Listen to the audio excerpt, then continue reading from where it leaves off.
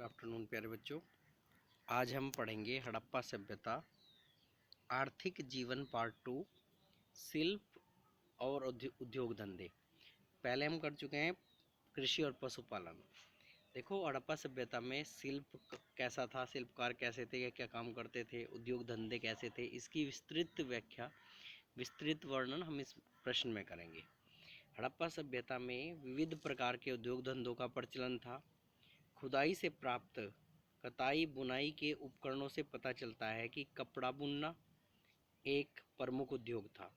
चांदी के एक कलश में कपड़े का टुकड़ा, अनेक वस्तुओं में लिपटे हुए धागे व पटवे के अवशेष मिले हैं।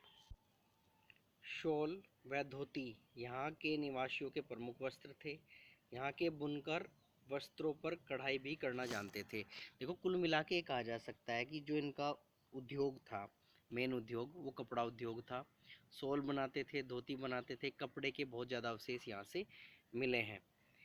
रंगे हुए बर्तनों से पता चलता है कि सिंधव लोग रंगाई करने के काम से परिचित थे। देखो, रंगे हुए बर्तन मिले हैं, इससे पता लगता है कि रंगाई का काम अच्छे तरीके से कर लेते थे। चाक पर मिट्टी के बर्तन बनाना, खिलौने बनाना, मुद्राओं का निर्माण करना, आभूषण एवं गुड़ियों का निर्माण करना आदि इनके प्रमुख उद्योग धंधे थे।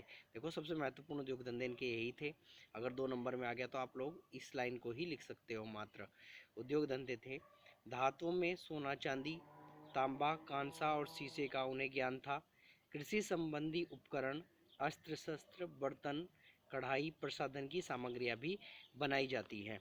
देखो, एक चीज़ का ध्यान रखना है विशेष तौर पे कि यहाँ से लोहे की कोई अवशेष नहीं मिले हैं। लोहकालीन बिल्कुल सभ्यता ये किसी भी प्रकार से नहीं थी।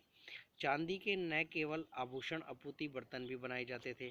देखो, चांदी के बर्तन भी मिले हैं और आभूषण भी मिले हैं, लेकिन सोने का कोई भी बर्तन नहीं मिलता है। धातुओं को गलाने व उस पर पानी चढ़ाने की विधि से ये लोग बहुत अच्छी तरीके से परिचित थे। देखो, किसी धातु को गला के सांचों में डालना, उनसे आकृति बनाना विविध प्रकार की, ये इससे बहुत अच्छे तरीके से परिचित थी। और ज़्यादातर इनके तांबे और कांसे के बने हुए बर्तन और ये चीज़ें मिली हैं। शंख, सीप, घोंगा, हाथी दांत से ये उपकरण निर्माण करना जानते थे। देखो, इन हाथी दांत के तो बहुत सारे उपकरण मिले हैं। बढ़ईगरी का व्यवसाय भी होता था। ईंट उद्योग काफ़ी विकसित अवस्था में था।